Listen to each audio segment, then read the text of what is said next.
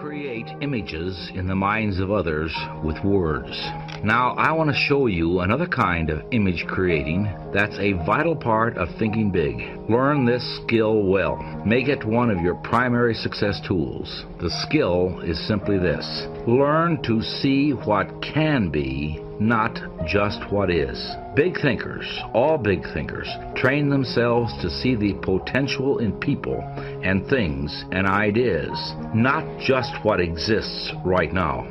I have a friend who is a highly successful realtor. He specializes in rural property, and I'd like to take you on a brief outing with him to hear what he has to say about seeing the potential in things. This is about 450 acres, kind of hilly as you can see. Scruffy undergrowth, little skimpy secondary growth trees. Not exactly farm beautiful, is it? You know, most of the rural property around here is pretty run down like this. But I think I'm successful because I developed my entire sales plan around what this place can be. Now let me show you what I've done with this farm. I've spent 2 days just studying it and trying to imagine what it could be. Here we have 85 acres of bottomland, we got 115 acres of woods, about 200 acres of pasture, and we're 45 minutes from town, about a stone's throw from the freeway, and 35 miles from the airport. Well, I've asked myself, what's this farm good for? Well, here's one possibility. Here, this is a plan for a horse riding stable. I've got it all typed up here, you see. As you can see, we've got all the right ingredients. Rapidly growing city nearby. You can hear the construction from here. Lots of new families moving in. I mean, it's built and designed for families around here. Here's a report that states that the outdoor activities are the fastest growing recreational form that there is right now. You've got good pasture and some nice hills, and they're not too steep, right? You can support lots of horses right here. Grow your own barley, your own wheat and grain. That way, all of the revenue produced in this property stays right here for the profit of the buyer. With a minimal amount of landscaping, you can put in some trails, run them over the hills, down to the river. I mean, can't you see people riding their horses over the top of that hill, back up through the gorge? You see, this way, when I talk to prospects, I don't have to convince them that this place is a good buy just as it is. I can help them actually see it turned into a money-making venture. That has added bonuses too.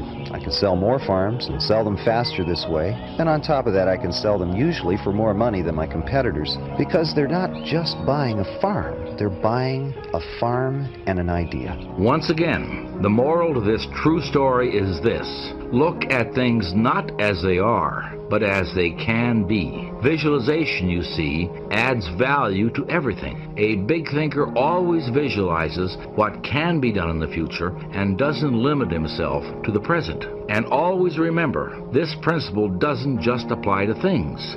It applies to people as well. If you can see the potential in a customer who comes into your store and spends, say, $5, then you create the possibility that the customer will come back again, and next time spend $500. If you drive through Skid Row and see just a bunch of broken down stumblebums and winos, then you're not thinking big. There are a few devoted individuals who can see in those Skid Row residents a lot of human potential. And because they can see this potential, those few people are able to help a lot of those unfortunate people get back on their feet.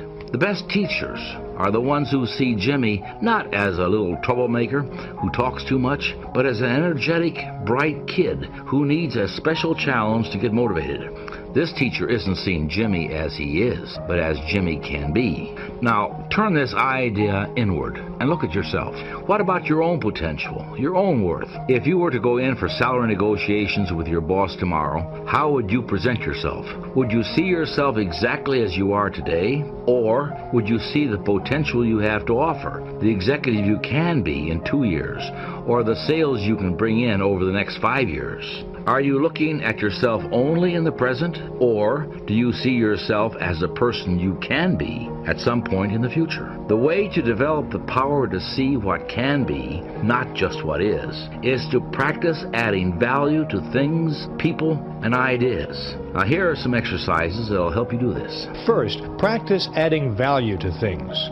Remember the real estate salesman and ask yourself, what can I do to add value to this room? or this house, or this business. Look for ideas to make things worth more. Anything, whether it's a vacant lot or a new house or a business, has value in proportion to the ideas for using it. And practice adding value to people. As you move higher and higher in the world of success, more and more of your job will become people development. So ask, what can I do to add value to my subordinates? How can I help them be more effective?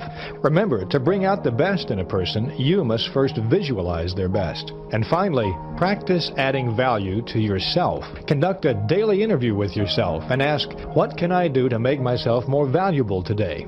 Visualize yourself not as you are, but as you can be. Then, specific ways for attaining your potential value will begin to suggest themselves.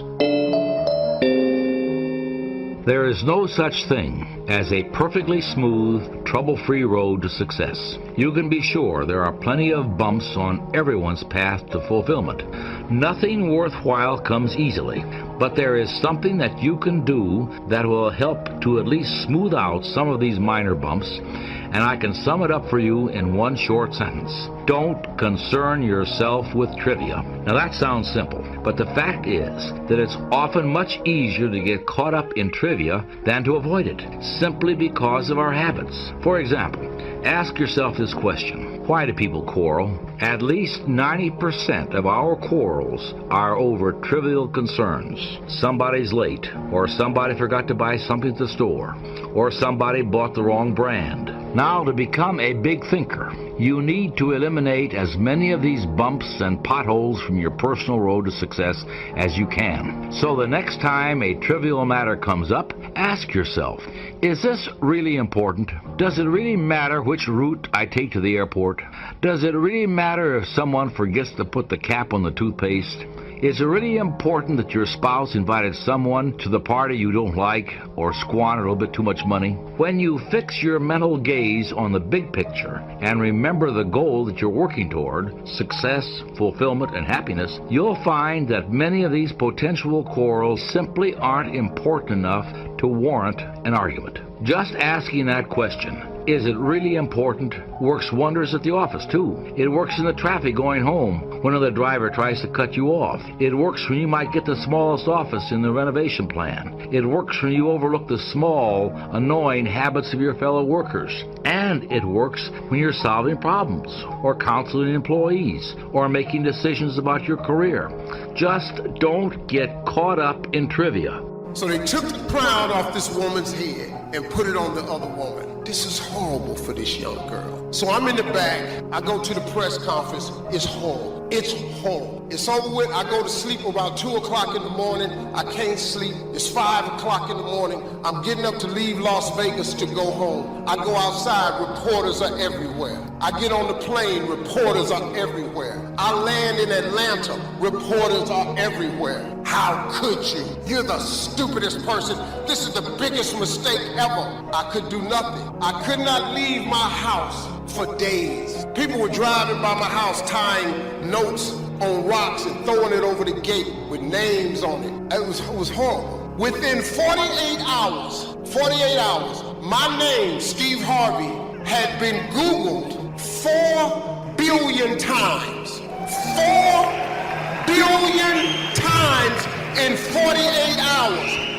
I was the most famous person on planet Earth in 48 hours. God had increased my global brand and persona. I did not appreciate the way he did it, but I was the most famous person in the world for 48 hours. That was a big fall. That was a fault. They wrote about me in the papers. His career is over. He's ruined. He will never recover from this. He is not going to be on TV anymore. How could you? They wrote that all about me. But they did not know that the God I serve is in control of my life. Not them. Not the media. None of them. It is God. And so he had a different plan for me, because I had gotten up so many times before, because I had fallen. I was homeless for years and lived in a car. He got me up. I lost my mother. He picked me up. I lost my father 3 years later. He picked me up. My big brother died. He pick me up. He kept picking me up. I am so used to getting up, to getting back up. Every time I get knocked down, I keep getting back up over and over and over again. So let me show you something about you. Let me teach you something now. All of you in here have had some bad days. All of you in here have had some days where you felt like you wasn't gonna make it. All of you in here have had some crushing things happen to you and you did not see no way you was gonna make it. All of you in here have felt so badly sometimes you did not know what to do. But let me tell you something about you. Your track record for surviving bad days is 100%.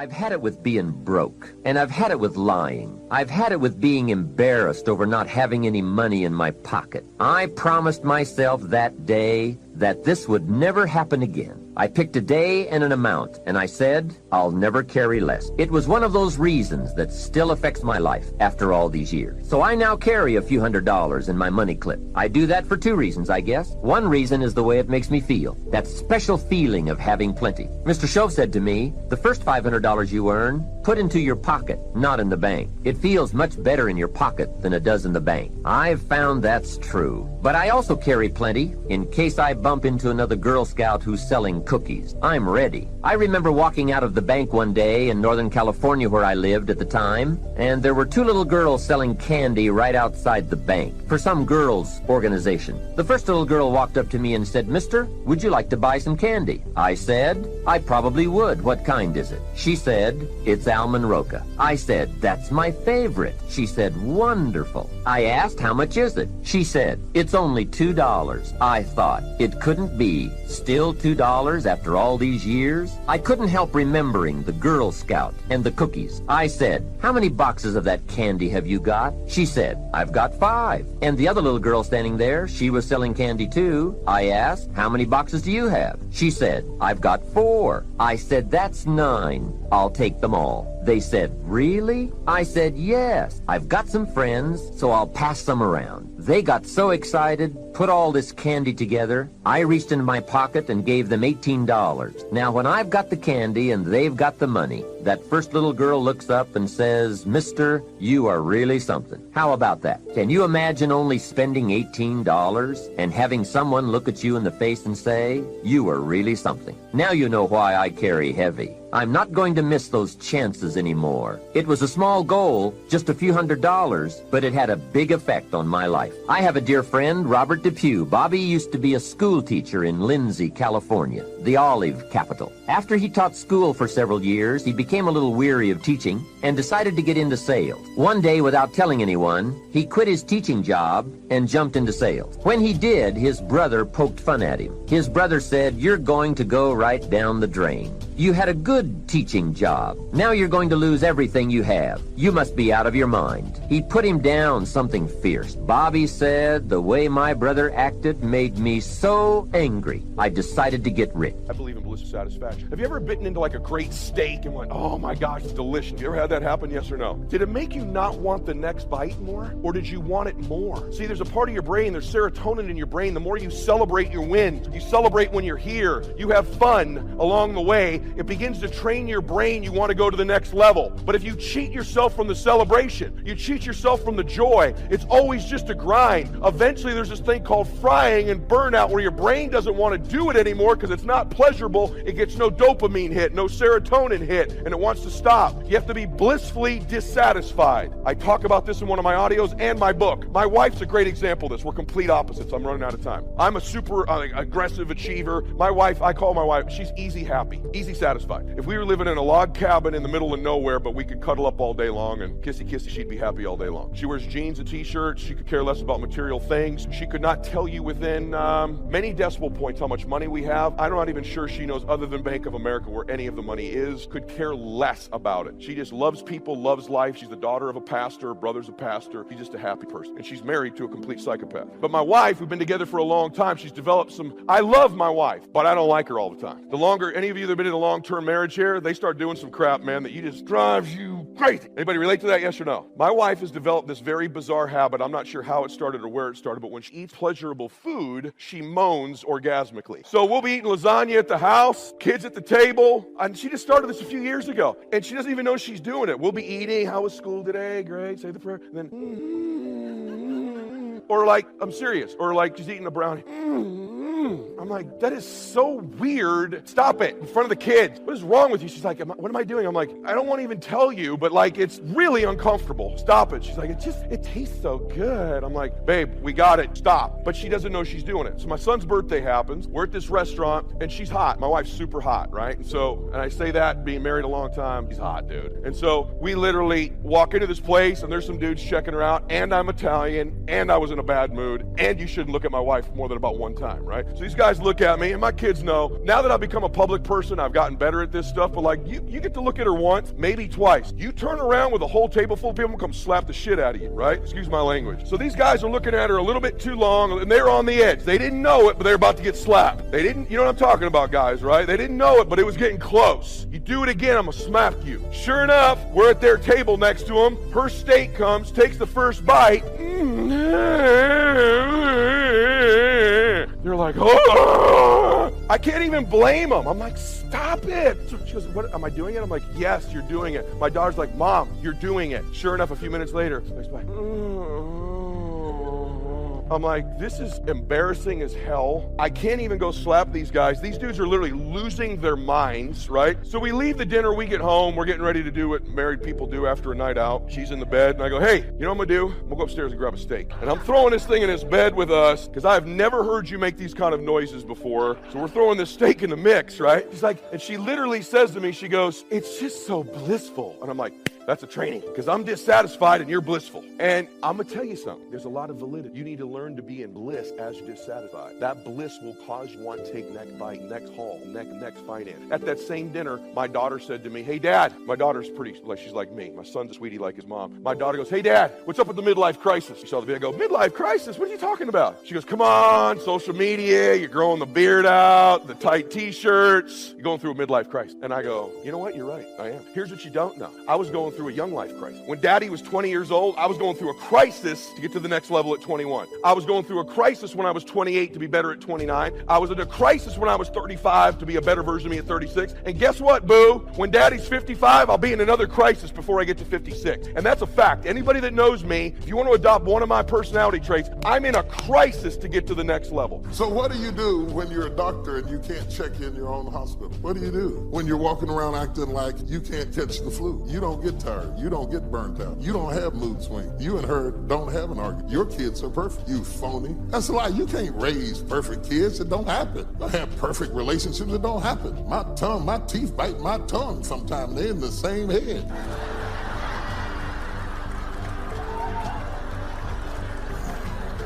I mean, and there's no warning and nothing right in the middle of eating a hot dog. Just dang. Next time y'all gonna argue, would you send out a memo or something? Because y'all are supposed to be in agreement, bless God. We're supposed to be in agreement. We're supposed to touch and agree on this hot dog. And put all that to the side. That's the salad. Let me say something about something else. I'm almost finished. But here's the interesting thing. Separate and apart from everything that Elijah is going through, God is preparing Elisha to be a support to the man of God. Now, it's going on while Elisha is plowing. Elisha is plowing, the son of a wealthy family, an heir to become the heir apparent to a family that is wealthy enough to have a field to plow, and at least 12 yoke of oxen meant that they were affluent people. This boy was being groomed to take over a major organization, and all he had to do was keep plowing. But while he's plowing behind the ox, he's frustrated because he has the sneaking, nagging feeling that there is something he's supposed to do with his life that he's not doing. And I don't care how much people pay you. I don't care if you get the corner office at the top of a corporate building. When there's something else that you're supposed to be doing, you're not happy doing it. You're only happy when you found your spot and you're in your place and you're doing your thing. That brings fulfillment and gratification. When you're doing the thing you were born to do, bless God. You don't do it for the money. The money just comes behind the purpose. Provision comes to purpose. The provision cannot be the purpose. You'll never be happy because you make a lot of money. All money does is make you more of what you were already. If you're lustful broke, you can do it better with money. That's the truth. If you're hateful broke, you get money, you can be hateful better. People scared to say anything back to you. Money just makes you bigger at what you were before.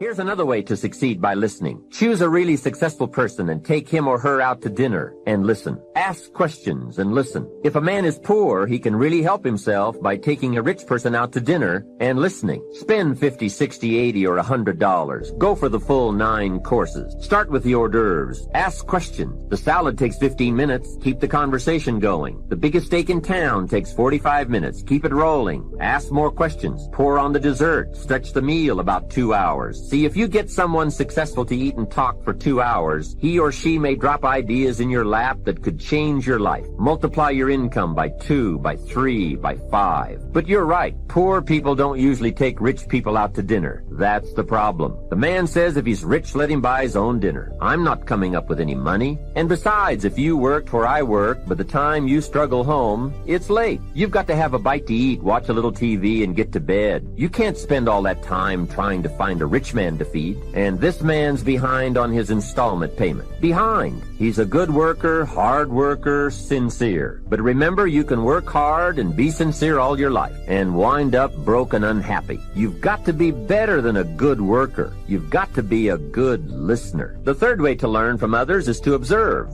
Watch what successful people do. Here's why. Success leaves clues. Watch how the man shakes hands. Spend the money and time and the effort. They're all investments, time, effort, and money. But the payoff is so great, it's hard to compare the cost to the reward. First is the money, and it does take some money. I have a great suggestion for the cassettes and the books and the lectures, the seminars, and the videos you need for a constant flow of ideas and inspiration. Set up an educational fund. Take a portion of your income each month and set it aside to invest in all the means of the search for knowledge. Remember, the best money spent is the money spent to cultivate the genius of your own mind and spirit. Make sure you don't spend more for accommodation than you do for education. The money, small price. The promise, unlimited potential. Next is the time. That is a valuable expenditure. I understand that. To ask people for their money, that's one thing, but to ask them for their time, that's a major request. But I don't know any shortcuts to this. It takes time, precious time. The time you spend is that much less time you have to spend. You can get more money, but you can't get more time. However, life has a unique way of rewarding high investment with high return. This major investment you're making now, listening, could be that small fine-tuning you need for major accomplishment. And last, the investment in effort. There is a great deal of difference in casual listening and serious listening. Listening to know, listening to learn, listening that opens up the whole mental and spiritual process is truly an investment in effort. Bringing heavy attention to bear, that takes effort. A mental rifle shot to strike the idea target, that takes a great deal of concentrated effort. However, this effort, high gear mental machinery, is the effort investment that opens the floodgates where ideas can work their magic for you in the marketplace. I'm gonna make a statement. I don't know how it's gonna fly in the room. Here I go.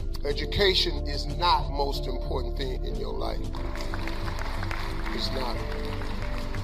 I spoke at a school one time and I said that the principal of the school came up and had me removed from the stage. I was just trying to help his students. Education is not the most important thing. Do you know how many people I know with education that ain't working? You know how many people I know with degrees ain't got no job? Do you know how many people I know with multiple degrees ain't making no money? The single most important thing in your life is your dream. It's your dream. It's what you dream about. It's in your Bible. It says a man without a dream or vision shall perish. It don't mention education in the Bible. The University of Jamaica is not in the Bible.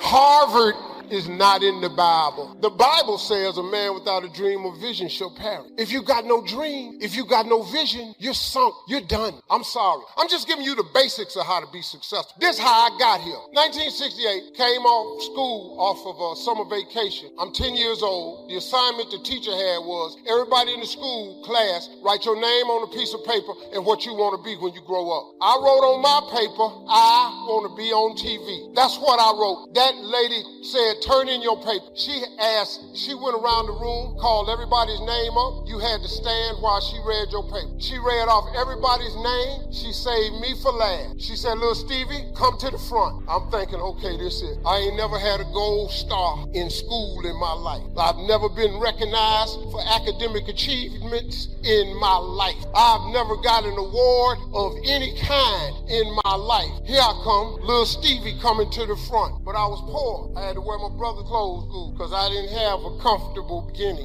I wasn't weaned. Steve Harvey's coming to the front. I got a belt that's too big. It's tied around me twice.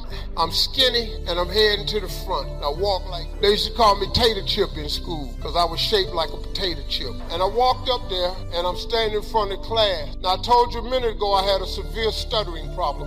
I could not talk outside of my house. I stuttered severely. I thought this woman was going to give me a gold star because I figured nobody else in the class had wrote I want to be on TV but me. So mine must be the best answer of all of them. So I'm standing up there and that lady started in on me. She didn't call me up there to give me no gold star. She called me to the front to humiliate, and that lady did. She said, why did you put something like this on your paper? Now, you've called me to the front. You know I have a stutter problem. You know I can't talk. So she started, why did you write this on your paper? Who in your family ever been on TV? Who in this school ever been on TV? Who in this neighborhood has ever been on television? She said, why would you write something like that on your paper? And look at you standing there, you can't even talk. I was crushed. Why would you write that on your paper? You can't even talk. This is a teacher. You're supposed to be shaping and molding my mind. We pay you to educate. Why would you write something like that on your paper? You'll never be on TV. Every Christmas, I send her a flat screen TV. Jesus in my text tonight is teaching us the kingdom of heaven is lacking. The kingdom of heaven is lack. It's not this, but it's like this. He's using something that you can understand to explain something that is beyond human reasoning. The kingdom of heaven is likened unto a master, he says, who called his servants and gave them. Now, I want you to catch this. You have the master and the servant. And if you read that with your Australian mind or your American mind or wherever you came from, if you read it through the lens of that mind in the society in which you have been raised, in which you have been developed, or in which you have been extrapolated, you will miss the power of these words, because you've got the master, and one translation says the master and the slave, and the master and the slave are worlds apart. Trust me, those are not the same things at all. Jesus existed in an environment where most of the societies in which he lived during his era were in a caste system. It was not a democracy. A caste system suggests whatever status of life you are born in, you belong there. So if you were born a slave, then you stayed a slave. If you were born a master, you stayed a master. If you were born poor, you stayed poor. If you were born wealthy, you stayed wretched. There was no feeling of responsibility to raise one person up into another status of life. It is a caste system, the haves and the have-nots, the ins and the out, the master and the slave, the rich and the poor, and never the twain shall meet. So the whole notion that this master who owns the slave is getting ready to go on a trip, and he doesn't give it to his children, he doesn't give talents to his heirs, he bypasses his neighbors and gives it to a slave, is shocking. You don't give your master stuff to a slave. That's crazy. That's awesome. That's mind-boggling. The slave has been gifted with master stuff. He didn't earn it. He didn't work for it. He didn't labor to get it. He has been gifted. God wants you to understand, as far as the master is from the slave, that's how far we are from God.